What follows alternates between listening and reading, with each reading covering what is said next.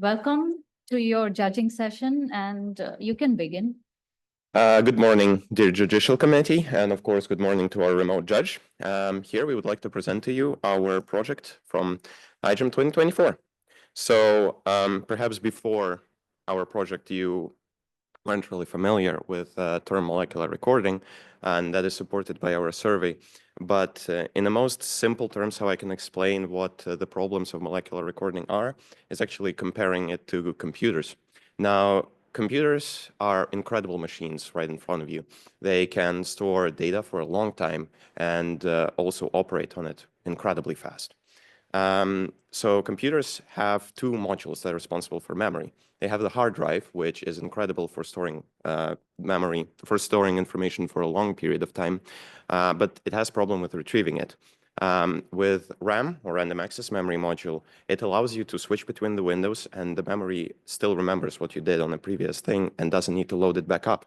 With molecular recorders, previous recording has been done on DNA, preferring the longevity and preservation of information.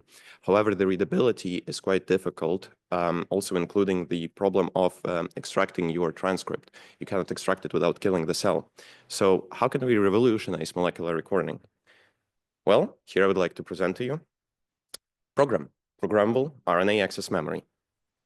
So if I was to describe it in one sentence, it is a method that allows the user to capture sequential biological signals on a molecular level and conditionally express up to 3 proteins. Now, here is program in the flesh, or rather the picture of it. It consists out of our recording tape with quite important part of switching between 3 different reading frames and our 3 proteins expressed in different reading frames. And by switching the reading frames, we can get the expression of 3 different proteins, as I mentioned earlier. Well, how did we approach the situation? How did we design it? Well, Matthias, can you help me? For sure. So dry lab and wet lab were completely related and work in a back and forth manner. And the first thing that we designed for our project in the part of design was the tape. The tape is 3 different guide RNA sequences that are overlapped, and we use in structural RNA models we designed for proper hairpin loop formation, minimizing off targets, and also compatibility with BioBricks, really important for iGEM. The second step of our dry lab team was the codon optimization algorithm, in which we use a genetic algorithm for 300 itinerations for codon optimize the 3 reading frames of our different fluorescent proteins, because it was really important for our logic. And this tool is the first in achieving that. There is no tool commercially available that can optimize in the 3 different reading frames. And our tool performs as good as some tools that are in the internet, like, for example, GeneScript. Finally, our team also developed a chatbot for the future of iGEM. iGEM Data Explorer is based in the entire iGEM 2019 wikis, which allows us to retrieve accurate biological information, and we plan with it to create a bridge between the different iGEM teams of the past and the future for a collaboration in the community. So, Mike, can you tell us about the results? Certainly. Thank you, Matthias. So to quickly refresh your memory, we did an analog restoration assay to prove that our recorder and our deaminator can actually work in perfect conditions. We actually achieve 13% of total mRNA transcript modification. And here we would like to look at switching between different states. Here is our confocal imaging. By providing different gRNAs, we can see how we can progress from state 0 to state 1 to state 2. And overall, after 72 hours, we see a definite increase in state 2 or MTEC BFP2 expression. But iGEM is not over after Wikifreeze. You always want to do more. So we wanted to take a step back and reanalyze data from a different perspective. Now, this can be done using principal component analysis. So after Wikifreeze, we can see that we plot our tape 2.0 in a principal component analysis. When we analyze the data where we had our recording tape with repair, we see the shift towards the right. Thirdly, we look when in the experiment where we provide the gRNA, we actually can see the shift even further to the right. And when we provide all of the gRNAs, we see that the progression creates a definite group that shifts further and further to the right. At this point, I would like to thank you, and we will be happy to answer your questions. Yeah, thank you very much. A very interesting project and lots of questions, I'm sure. We'll start with our online judge first. Okay, so Pedro, if you have any questions and you would like to unmute yourself and ask them first, and then we'll follow up with the in-person judges. Yeah, for sure. Thank you. And thank you very much to the Munich team because I really, really enjoyed like reading about your project and everything. Like it was very pleasant. I have two questions because you didn't mention here in the presentation, but I think it would be important if you could explain a little bit more on the sensing of the signal, right? Because you clearly explains what happens with the ADAR to do the modification and to release the proper codon and so on. But could you explain a little bit further about how the sensing of those three proteins happen? That is the question to acquisition of how we analyze the signal. Yes? And no, rather than you analyze the signal, how internally the system works to catch the signal coming from the guide RNA, if it's one guide RNA, if it's other, and so on. So experimentally, we provided externally plasmid launched guide RNA. So it is basically a separate plasmid. Now, of course, the question would be that if I provide gRNA1 and then gRNA1 and 2, does it switch up the system? But we thought about it and we addressed it by providing an empty gRNA. So we compensate when we don't add, for example, gRNA2. We compensate overall. And to answer your question, in our proof of concept experiments, they are plasmid launched guide RNAs, simulating like an external signal coming in with providing the gRNAs and allowing the switch between the fluorescent proteins. Perfect. Then my second question, just a curiosity, it rise up when I was reading all your project, like this recorder, to how many pulses is it limited? Is it, let's say, limited to only one detection of the guides RNAs, or it can sense like many different pulses of guides RNAs? That is a great question. So it is actually limited only by how fast those pulses can progress. So for example, if you want to, because our applications could be pretty wide here, if you want to still analyze 3 different conditions and 3 different expressions, it depends on how your subsequent 2 signals will progress when the next pulse can be detected. However, we can do that as single, for example, if you want to trace transcription factor. If you want to see how it expresses, if it controls all of the gRNAs, you could basically temporarily resolve those pulses and see for how long it has been expressed. And then if you continue our tape even longer, you can detect those pulses technically for quite a long time, which my estimation would be around up to 12 pulses with pretty good accuracy. That's pretty cool. Congratulations. Thank you very much. Okay, thank you, Pedro. So we'll start with the in-person judges. I'll start with a very simple question. You mentioned that you use dCas13. Yes. Why? Because you don't write. Why do you choose this specific Cas13? Why did you choose? Specifically, because you don't write a justification why exactly this Cas13. Okay, okay. Natalia, can you answer? So maybe the most popular Cas that everyone knows is Cas9. However, Cas9 is designed mostly to work on the DNA level, whereas Cas13 is the most commonly used Cas on that can can detect the RNA and to make the modifications on RNA, guide the other to our RNA. Okay, thank you. But you know that Cas13 has a secondary off-target activity. how do you think this would be a challenge in your project? The secondary off-target activity was actually addressed from the repair editing system from which we took our writer in molecular recording terms. Actually, we're using the second version, so the revised version of the repair, where they try to address the possible off-targets both in Cas and also possible unintended deamination from the ADAR. And specifically to refer back to why specifically this DCAS, we also used Pervotella species because it was showing that it was the most accurate on-target and least off-target effect during the screening on that paper. Okay. Yeah, so my next question is actually when you introduce this project in your description, it's very interesting because you say, give a very nice analogy about trying to monitor something in real time, which is now not possible because you do an experiment at time 0, time 12, I check again. Yes. 12 hours. But then when you actually give your results, you have also tested it like 24 hours later, 72 hours later.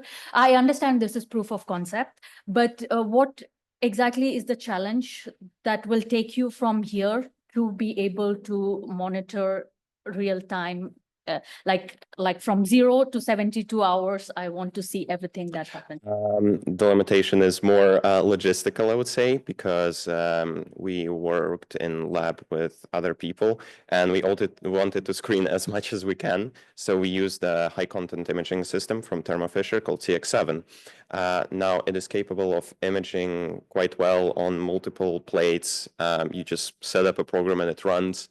However, the problem was that other people needed to use it, so we could not actually record it for a long time, because for switching, I would assume we would want to see like images for the 24-hour duration overall and then maybe create a movie.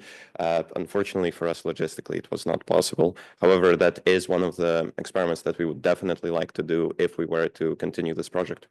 And how exactly would this, because this is a more complicated system than me just expressing something and live imaging it. So there are like softwares that I can run all night, all day, and it'll just live image my system, right? So how exactly would your system be better for me as a user instead of live imaging? Like if I just live image something continuously, logistics was not a problem for me. I just live image something. How exactly would this be better? So I would actually like to refer about the PCA here. You could segment the movie and you could actually use an Apari package, which basically segments your cells, and then you can analyze each cell specifically for which kind of state it's progressing. That is the results that we are showing here. And I would suggest that if you want to create like a live experiment, the best way is just to see a principal to perform a principal component analysis, and you will record more. So you have recorded more of the different signals depending on your setup and your gRNA expression by shifting along the principal component one, where the 90% of variance is, which basically is our principal component that analyzes almost all of the recording. I would also wanted to add that this system is designed in a way that is a fancy if, so you can actually see multiple events of biochemistry, that when you are live imaging, you can only see maybe 1 or 2 at maximum. Here is like a consecution of events that is happening. And that's like the novelty of our project. That would be a key point, I would say. Yeah, any more questions? Yeah. Yes. Now you are on the slide of the PCA. And here, what are the main factors that are influencing the different components? The different factors are basically the kind of states. So technically speaking, if we take away back the compensation, the different gRNAs, so here would be like no gRNA, gRNA1, gRNA1 and 2, by progressing towards the right, this would be the editing, how much edit we have performed and how much along the, how much along the MTEC BFP2 expression you get, which is our last protein, which basically is like how far it has progressed. along the whole tape. So just for adding to your question, the first, the x-axis from our analysis is amount of guide RNA. So basically, depending on the guide RNA 1 or 2, we are seeing this shift. And also, I think was like this kind of angle from green to like towards right and down is related with the BFP. So basically, much production of BFP. Also, just a little add-on for the people that have not that much understanding of the principal component analysis. We basically reduced the dimensions, and we were trying to look at the data from a different angle. So we are trying to preserve as much information as possible. And this is more or less how we could manage to visualize it in a way that we can explain to non-experts in the field. And lastly, as with PCA, we can see that by adding even the repair, apologies, by adding even the repair, which is the black group, the black cluster, adding each of the component of our system creates a significantly different cluster, different from others. So technically, we could analyze each part of our system in different clusters, and we can define actually which part of the system produces this cluster. And even if you plan to record, and we could classify it backwards. With providing new data, we can actually transpose it back in and define it to which cluster it's more related and predict to which cluster it would more likely to belong to. So just to get it clear, what you used in your first component is basically the different amount of the different guide RNAs that you used. That's what's making the different clusters. Is that it? No. So basically, the principal component analysis take into account all the information that we collect. Here is information normalized to E una G, because in our system, we have this E una G in all the different fluorescent proteins. So we normalize the fluorescence to E una G. And this gives us like 5 dimensions of points that we use to fit the system. And the system gives us these different vectors. And the first vector that explains 90% of the variance, we making analysis and understanding the cluster, the points. So each point is one cell, one single cell. We make this clustering, and in the clustering, we observe this shift of the different gRNAs. So when you add the gRNA 1, there is a shift in the cluster of cells, and when you add gRNA 1 and 2, there is even more shift. Okay. Any more questions? I have just one technical question, or you can ask. Just that you talk about these 3 frames that you work with, and then you do this whole lot of codon optimization. I think this gets more complicated when you have larger genes, right? Like when you have a proof of concept short gene.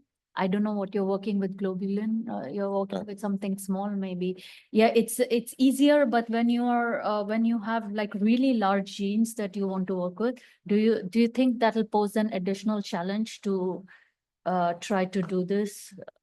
Design the whole reading in 3 reading frames? I think it's actually challenging. Here we are using fluorescent proteins. We are not introducing it into any gene. And I understand when you add proteins that are bigger, it will be more challenging because the times will be even longer. But I think it's not that huge of a deal because of first the system of the 2A system that we have that is cleaving all the rubbish that we produce in the different reading frames. And also having these reading frames already optimized have a secondary like benefits that is not that toxic for the cells. So when you codon optimize, for one reading frame, you are using the best codons for this particular case, And this is producing some toxicity to the cell because you are taking out all the tRNAs that are available and will be toxic. With our system, we decrease this selectivity to the best optimal because we are optimizing the 3 different reading frames, making that our proteins are not that toxic for the cell. So it's less stress for the system. But also for the longer genes, so all of this optimization is around 4,000 base pairs. Overall, our construct is around 11,000 base pairs. I would say that if you are working principally on just, let's say, cDNA or a gene, exactly, it is reasonable to use our system. If you want to maybe codon optimize like a gene with introns, maybe then it could propose like some difficulty. This like a tag for a gene, like you optimize only one part of it and it will still report the rest of it, right? Yeah. You can have Can you give me more? P2A in between or something, and you don't have to actually do it for the entire long gene, right? Yes. You can from a small part. And Yeah. another idea that was like some of the people that were in our booth that were really surprised with the project was that we could produce a small version of the proteins that are cut. And for example, make it even smaller, all this visualization by making this small version of the protein, they can interact with something like is permanently produced by the cell, making only happening this fluorescence or any kind of signal when the small version and the large version are together, something like in a bacterial choke hybrid system. Yeah, that's interesting. Yeah, okay, so moving on, you have any questions or? I would like to discuss a bit the software with you. I thought it was a very good idea, and actually I could have benefit from it when I was doing iGEM a few years ago. I wanted to know if it's mainly designed to get results, specific results or data from the previous projects, or if you can also ask to identify trends in the iGEM project that could be helpful for the like the roundtable discussion at the beginning of the project to find an ID. So practically, the main point is that we retrieve the most relevant scientific data from all of the wikis, which we scraped, and then feed it to a large language model as a part of the context. So to your question, you can add whatever you want. So practically, you can say, tell me which team used this and this protein and why and what are the results. So practically, you are not searching through the web. Where you should like search the most relevant information yourself, but we do it for you. Like we take care of retrieving the most relevant information, and we also provide the way how you can get your questions in terms of why and what are the results. Okay. Yeah. And for instance, if I want to ask, like, what are the last advances on, I don't know, like infection diseases, would it be able to like take the last iGEM project and tell us about the most relevant project to say, okay, this is the last point where we are, then we can continue in that direction, for instance? So practically, we only scraped the data from 1 year, which was 2018, to save the computational resources, but we have a lot of potential to expand. So if we get resources, we will expand to all of the previous iGEM years. And then, yes, you can ask whatever you want, and the system will just using semantic search, it's called, retrieve the most relevant information, which like the main idea of your query, just described in other words from like for the people who did it, and then it yeah, the semantic search works, and you get the relevant information from that. Thank you. I would love to see it. Yeah. Like following up with that, I wonder, are you able to deploy the same software elsewhere other than the web platform? Other than where? Other than the web platform, like the website. Oh, yeah. I mean, we can do like a application for mobile phones. What is it? What you mean? Yeah, I guess if you need to deploy such software from GitLab, you have to have a laptop and access to terminals and be able to download that, no? Okay, so right now you can, How's the basically deployability? How easy is it to deploy on different devices? you can actually right now enter with your mobile phone. Yeah, we had like an QR code, so you can scan and do it, like try it yourself. So If you go, computer. yes, maybe we I can, tried it actually, and it works, but I was just wondering why the searches are so limited, and then I realized it only works with the 2019. Yeah. Yes. Yeah, because I was looking for my own project. I was wondering, and then I realized it's Yeah. only for the 2019. Yeah. so yes, you can enter with your phone or with your laptop, with any device. It's already like all the processes done in a server. So basically, it's accessible for everyone. Okay, great. Thank you very much. Well done. Munich. Thank you.